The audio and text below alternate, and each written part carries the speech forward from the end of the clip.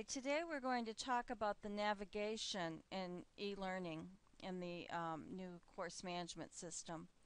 There are 4 places that can be used for navigation: the top left, the top right, the bottom left, and the bottom right.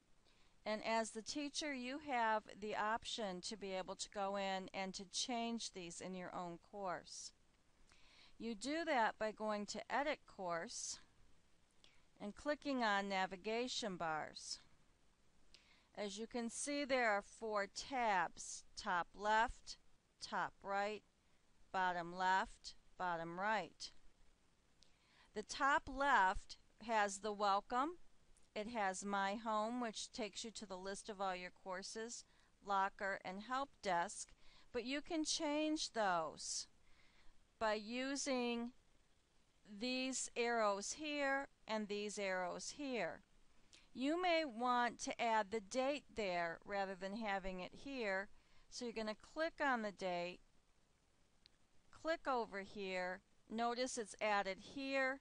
Maybe I want it first thing, so I highlight it and click up, then I save it, and notice it's changed up here. If I decide I don't like that, I'm going to highlight it again and send it back where it came from, and then save it, and you can see that it's gone. It works that way for all the tabs. If you wanted to change top right, that only has the date. You might have other things you want to put there. If you want to change the bottom right, this is where I've adjusted yours and gotten rid of discussions and Dropbox. You won't see that in testing.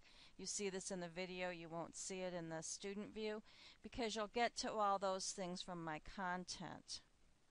One thing to be careful of in the bottom right: do not get rid of Edit Course, so you can't get back in here and change it.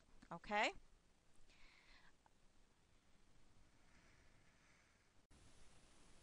Hi folks. You might be feeling incredibly overwhelmed at this point in the semester. You've had a lot of information to digest, and you've been probably doing a whole lot of thinking about what you would like to see in your online course. In this unit, I'm asking you to look at the elements of this online course and think about what you would like to add into your course. Now, don't think that you have to have every element that I have. I choose the tools that I think will help my students learn best.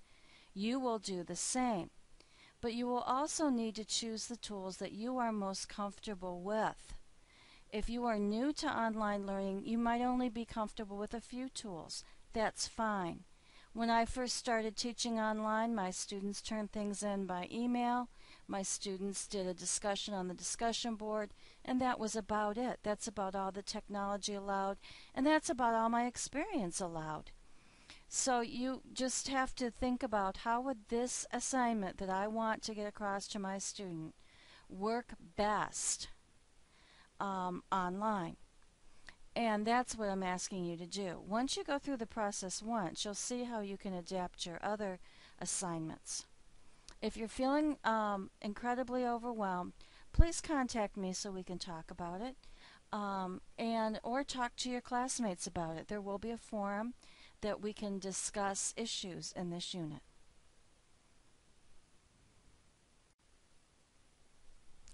Hi folks.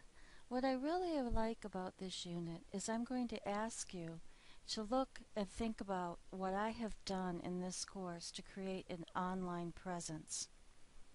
I particularly like this unit because I receive great feedback as to what I'm doing and what works and what doesn't work.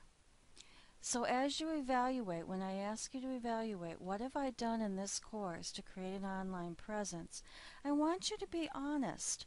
I want you to talk about what worked for you. Was it the audio? Was it some of the videos? Was it the way I organized it? Is it the emails? Is it the announcements? Think about me and what I have done to make the course comfortable for you, or maybe I've made it uncomfortable. And also examine that, because many times you can learn how to teach online by doing the exact opposite of what your instructor did. So take your time, think about it. I'm not going to be hurt. I'm not going to be angry if you give some feedback that you think that I'm going to find offensive. I need that feedback because I don't see your faces. So as you're examining it and you're telling me what worked for the course and what made you comfortable, think about how you can adapt that. I'm not asking you to be me, heaven forbid. No, I want you to be yourselves. But what have I done or what have you read about that you think that would fit your own teaching style? I like to think of this course as a self-discovery process. What am I teaching? How am I teaching it? And how am I conveying it? And so hopefully you've been going through and doing some self-examination and coming up with a critical way to look at your teaching and changing your teaching and adapting your teaching for the online environment.